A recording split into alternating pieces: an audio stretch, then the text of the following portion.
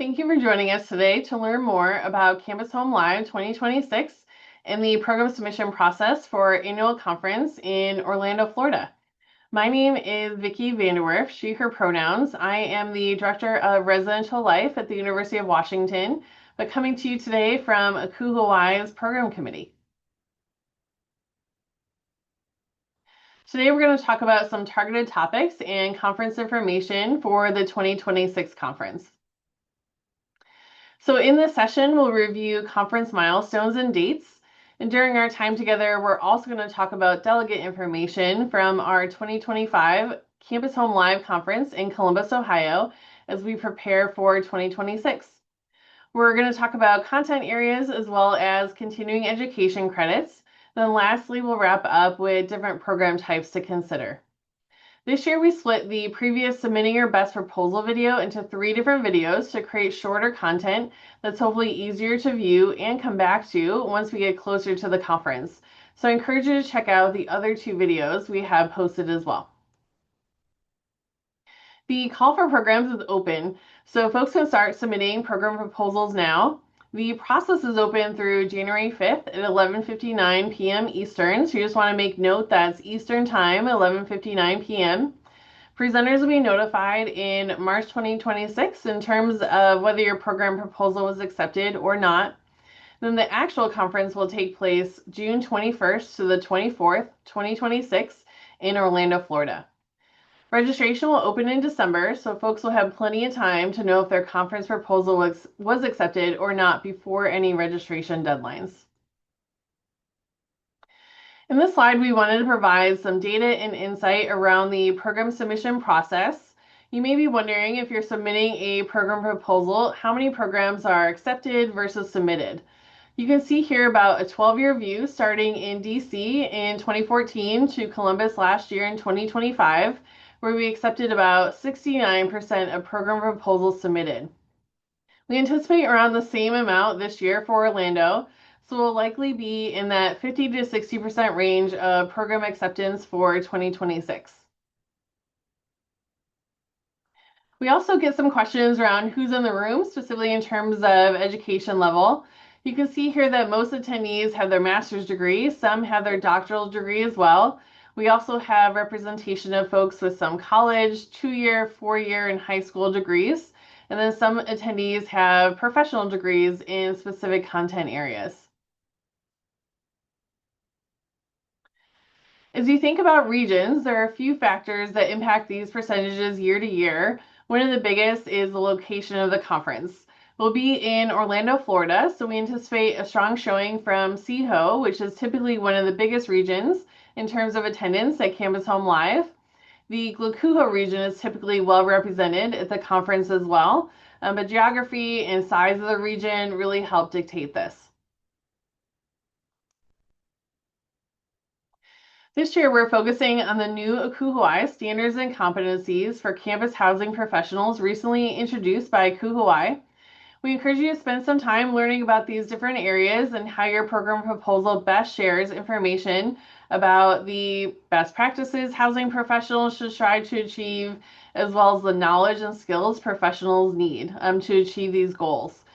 These are shared at www.akuhawaii.org, so I encourage you to check that out to learn more about the competency areas. Just a note, in your program proposal submission, you'll also want to select a Future of the Profession area that your program most closely aligns with. If you're unfamiliar with Future of the Profession, you can check that out on Aku Hawaii's website as well. But you can see the 9 competencies listed here. Your program proposal should fit into one of these areas. And we know that your program proposal may fit into more than one area. However, on your submission, you must select the area that your proposal most closely represents. You'll also have the option to choose a secondary core competency area on your program submission. Another area where you'll be asked to make a selection on your proposal is the domain within the Student Affairs Education Certification your program most closely aligns with.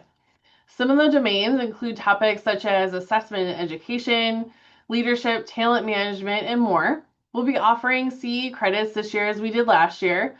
And if your program is selected, it will be vetted for a CE credit. We're asking you to select the bucket you believe your session most closely aligns with, but we also will have someone evaluate your session to ensure that's where it would fit. You'll want to review the program submission guide to select the bucket you think fits best for your specific program. Lastly, we're going to view some different program types. There are different program types that we ask our membership to consider before presenting during the conference. First is a pre-conference session. This is a little bit of a longer session, usually about a half a day or so. This is an extended session that allows folks to dig deeper into a specific topic or content area, and it allows the presenter and attendees to really engage with each other. We've had pre-conference sessions on implementing large-scale initiatives or sessions around specific position types or institution types as well. These are opportunities to spend a good amount of time together and really engage on a deeper level. Intro sessions are by far our most popular program type submitted. These are for presentations on a specific content area in a shorter amount of time, so usually 50 to 60 minutes. Session time includes the introduction of your content, the main content itself, and then questions or discussion about the content, as well as time for attendees to complete the program evaluation at the end of your session. A roundtable is more of a facilitated discussion, usually on a specific topic around students or a specific type of staff position. These are usually not sessions that come with content, but they're more of an opportunity for folks to gather and discuss and engage in a specific topic area. If you're submitting a roundtable proposal, we just ask that you submit the questions you plan to use to guide the conversation, as well as the information around any moderators that you have for your program session, so your viewers can understand who will help progress that conversation and keep things moving forward. The other opportunity for a session is a panel. A panel is a set of folks who are going to speak on a specific topic or area of expertise. The panel is usually moderated by one of the panelists or possibly someone else. The panelists will often give a brief description of who they are and their expertise on that specific topic. Panelists will usually have a set list of questions, and then we'll open it up to participants to ask questions as well. When you're submitting a panel session, we ask for folks to share who the panelists will be in their program proposal, so the reviewers know who will be participating in the panel. You can also list any co-presenters or co-panelists in your session as well. So these are the different program types to consider to match your content to an effective presentation. We encourage you to consider which type fits your presentation topic the best and how you'll share information with attendees. Thank you so much for engaging and listening to this video today, and excited to see you in Orlando.